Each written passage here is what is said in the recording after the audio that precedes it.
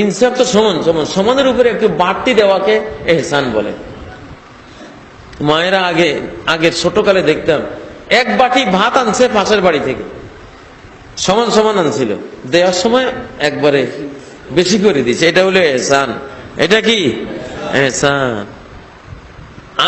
আনার সময় আনছে সমান সমান, দেওয়ার সময় দিচ্ছে একটু বেশি। আনার সময় উনা, দেওয়ার সময় দুনা।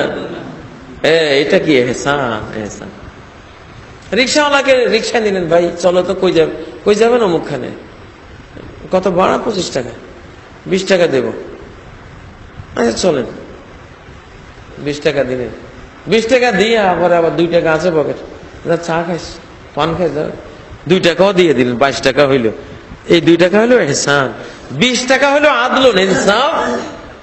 যা সে চাইছে তা সে পাইছে, সমান সমান হয়েছে, 2 টাকা বাড়তে দিলেন, এহসান হইল। কত ভালো, বুঝেন না? আগের যুগে বাজারও এটা ছিল, কাঁচকি মাছ কিনলে, 4 ভাগা কিনলে কিছু দিয়ে আবার এত খুশি লাগতো যে আমার একটু বাড়তি দিছে।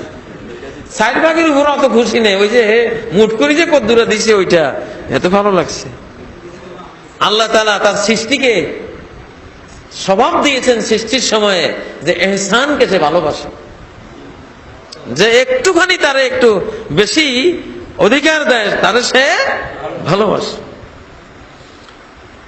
ইন্নাল্লাহা ইয়া'মুরু বিল আদলি ওয়াল ইহসান। সিরিয়ার একটা ঘটনা, দামেস্ক, সিরিয়ার দামেস্কের জামে মসজিদের পাশের একটা ঘটনা। মসজিদের খতিবকে আল্লাহ রাসূল স্বপ্নে দেখাইলেন যে তোমার প্রতিবেশী অমুক মুসল্লি নরমাল তরি তরকারি বিক্রি করে, তার কোনো নাম যশ প্রসিদ্ধি খ্যাতি কিচ্ছু নাই, একেবারে নরমাল পাবলিক। খতিব সাহেব স্বপ্নে দেখছেন আল্লাহ রাসূল তারে বলতেছেন যে তোমার ওই মুসল্লির সালাম দিও আমার, আর তারে বলো সে জান্নাতে আমার সাথী, সে জান্নাতে আমার সাথী। ইমাম সাহেব তো হ্যাঁ হ্যাঁ, আমার আল্লাহ রাসূল জান্নাতের সাথী কইলেন না, আমার এই নরমাল মুসল্লি জান্নাতের সাথী। ইমাম সাহেব এই স্বপ্ন দেখে তার বাড়িতে গেলেন, গিয়ে দেখে যে ভাঙ্গাচোরা ঘর। তো বললো আমি তোমার জন্য একটা সুসংবাদ নিয়ে আসছি, তবে আমি সেটা দেব না তোমার কাহিনী যদি আমার না শোনাও। বলে কি? বললেন যে আমি আল্লাহ রাসূলকে স্বপ্নে দেখতেছি, উনি বলছেন তোমাকে সালাম দিতে, আর তুমি জান্নাতে তা ওনার সাথে থাকবা, এই কথা তোমারে জানাইতে বলছে। আমার তোমার ঘটনাটা কি আমারে বলো, কি করো তুমি? এত বড় মর্যাদা, এত বড় সম্মান, দুনিয়াতে থাকতে কি কাজ করো তুমি? কই আমি তো সাধারণ পাবলিক, আমার তো কোনো তেমন কিছু নেই। তুমি খেয়াল করে দেখো কি কাজ করছো, এরকম একটা বিশাল মহৎ কাজ হয়তো করেছো, এই জন্য আল্লাহ নবী তোমার এই সুসংবাদ দিতে বললেন। পরে সে মনে করলো, সে যখন বিয়ে করে, বিয়ে স্ত্রী বাড়িতে নিয়ে আসে, তো কয়েক মাস পরে সে টের পাইল তার স্ত্রী গর্ভে সন্তান। 5 মাস যখন তার বিয়ের বয়স, তখন স্ত্রীর গর্ভে 9 মাসের সন্তান। স্ত্রী গর্ভে 9 মাসের সন্তান। তার মানে এই সন্তান তার না, অন্য কোন পুরুষের। এখন ইনসাফ হলো এর তালাক দিয়ে বিদায় করে দেওয়া, এমন স্ত্রী আমি রাখবো না। কিন্তু সে ইনসাফটা প্রয়োগ করে নাই, এহসান করছে। কি করছে? থাক, বিয়ে করে ফেলছি, এখন সেও জীবনে ভুল করছে, মহাপাপ করছে।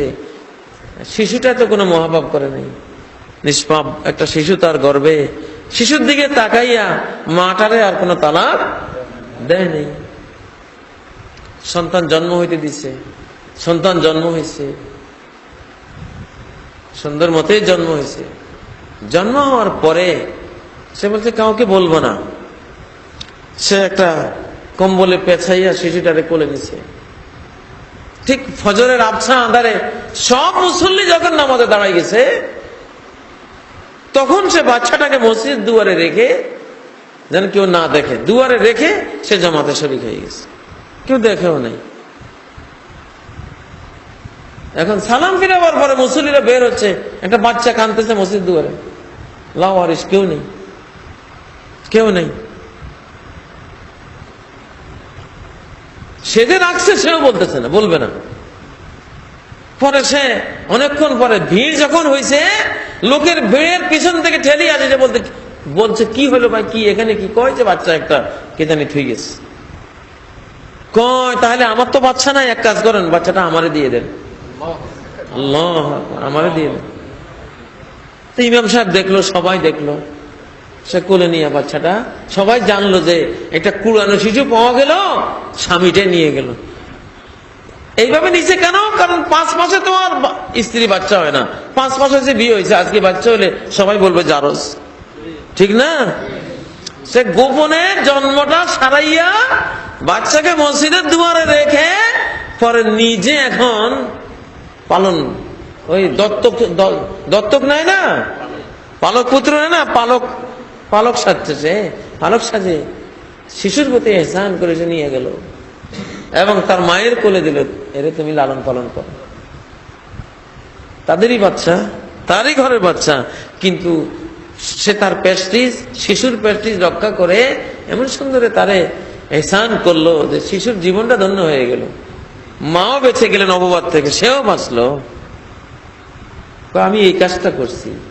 তো খতিব সাহেব বললেন, হ্যাঁ এইটাই কারণ। তুমি পারতা তাকে তালাক দিতা, শিশুটাকেও রিজেক্ট করতে পারতা, তাহলে হয়তো কি একটা মানব শিশু সারা জীবন দুঃখে দুঃখে কষ্ট পাইতো। তুমি যে দয়াটা করেছো আল্লাহর মাখলুকের প্রতি, এই জন্য আল্লাহ তোমার রাসূলকে দিয়ে সুসংবাদ দেওয়া হয়েছে। সুবহানাল্লাহ।